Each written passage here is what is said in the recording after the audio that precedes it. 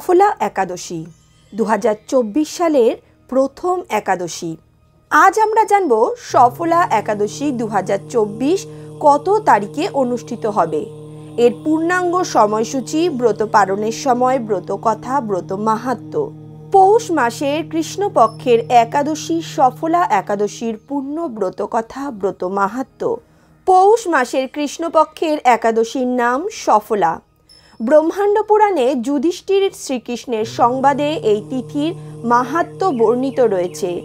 যুধিষ্ঠির বললেন, হে প্রভু, পৌষ মাসের কৃষ্ণপক্ষের একাদশীর নাম, বিধি এবং পূজ্য দেবতা সম্পর্কে আমার কৌতূহল নিবারণ করুন।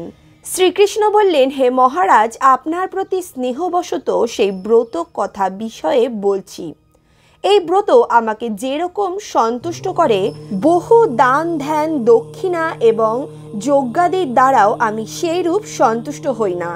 তাই যত্ন সহকারে এই ব্রত পালন করা কর্তব্য।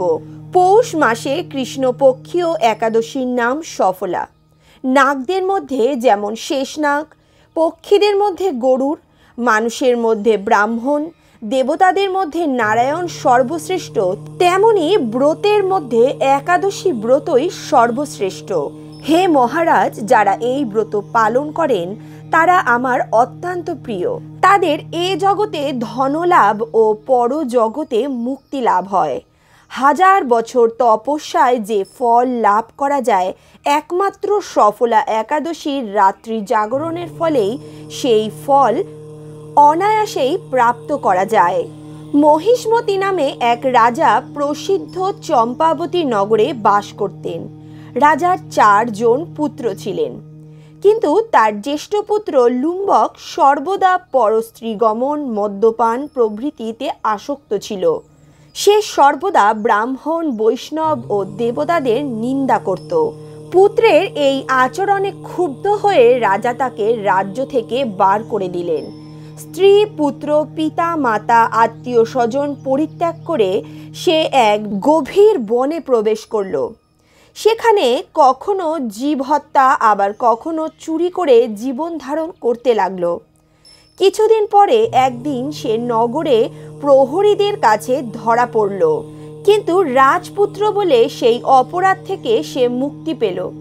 পুনরায় সে বনে গিয়ে জীব হত্যা ও ফল মূল আহার করে দিন যাপন করতে লাগলো।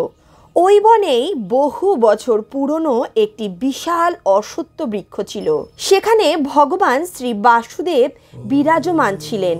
বৃক্ষটি দেবত্ব প্রাপ্ত করেছিল, আর সেই বৃক্ষের তলদেশেই পাপ বুদ্ধি লুম্বক বাস করত।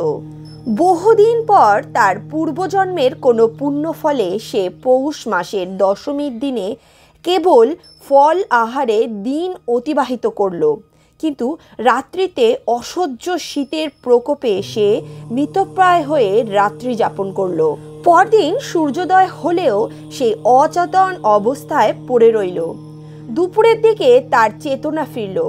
ক্ষুধা নিবারণের জন্য সে অতি কষ্টে কিছু ফল সংগ্রহ করল। এরপর সে সেই বৃক্ষতলে এসেই পুনরায় বিশ্রাম করতে লাগলো। রাত্রিতে খাদ্যাভাবে সে দুর্বল হয়ে পড়ল। সে প্রাণ রক্ষার্থে ঈশ্বরের উদ্দেশ্যে ফলগুলি নিয়ে, হে ভগবান, আমার কি গতি হবে বলে অশ্রুপাত করতে করতে সেই বৃক্ষ মূলে, হে লক্ষ্মীপতি নারায়ণ, আপনি প্রসন্ন হন বলে নিবেদন করল। এইভাবে সে অনাহারে ও অনিদ্রায় সেই রাত্রি যাপন করল। ভগবান শ্রীহরি বিষ্ণু সেই পাপী লুম্বকের রাত্রি জাগরণকে একাদশীর রাত্রি জাগরণ হিসেবেই ধরলেন এবং ফল অর্পণকে পুজো বলেই গ্রহণ করলেন। এইভাবেই অজ্ঞাতসারে লুম্বকের একাদশী ব্রত পালন করা সম্পন্ন হলো। প্রাতঃকালে সকালে দৈববাণী হলো, হে পুত্র, তুমি সফলা ব্রতের পূর্ণ প্রভাবে রাজত্ব প্রাপ্ত করেছ। সেই দৈববাণী শোনা মাত্র লুম্বক দিব্য রূপ লাভ করল। তার পাপ বুদ্ধি লুপ্ত হলো। সে পুনরায় নিষ্কণ্টক রাজ্য লাভ করল। স্ত্রী পুত্র সহ কিছুকাল রাজ্য সুখ ভোগের পর পুত্রের উপর রাজ্যের ভার দিয়ে সে সন্ন্যাস আশ্রম গ্রহণ করল। অবশেষে মৃত্যুকালে সে অশোক অভয় ভগবানের কাছে ফিরে গেল। শ্রীকৃষ্ণ বললেন, হে মহারাজ, এইভাবে সফলা একাদশী যিনি পালন করেন তিনি জাগতিক সুখ ও পরে মুক্তি লাভ করেন। এই ব্রতে যারা শ্রদ্ধাশীল তারাই ধন্য, তাদের জন্ম সার্থক, এতে কোনো সন্দেহ নেই। এই ব্রতর মাহাত্ম্য পাঠ ও শ্রবণ করলেই মানুষের রাজসূয় যজ্ঞের ফল লাভ হয়। এখন জেনে নেওয়া যাক সফলা একাদশীর পূর্ণাঙ্গ সময়সূচি।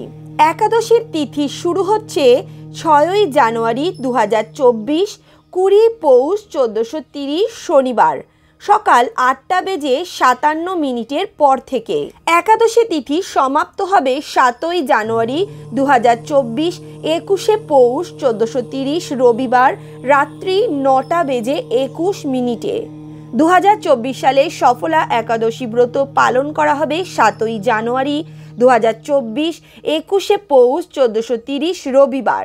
2024 সালে সফলা একাদশী ব্রত পালনের সময় 8ই জানুয়ারি 2024, 22 পৌষ 1430 সোমবার সকাল 6:24 পর থেকে 9:57 মধ্যে।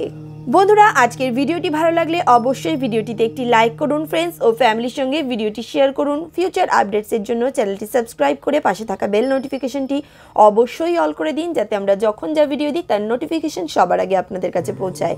বাস্তুতন্ত্র, বাস্তুশাস্ত্র, পূজাপাঠ সম্বন্ধীয় যে কোনো রকম তথ্য জানার জন্য আমাদের কমেন্ট বক্সে লিখে জানাতে পারেন। আমরা আপনাদের প্রশ্নের যথাসাধ্য উত্তর দেওয়ার চেষ্টা করব।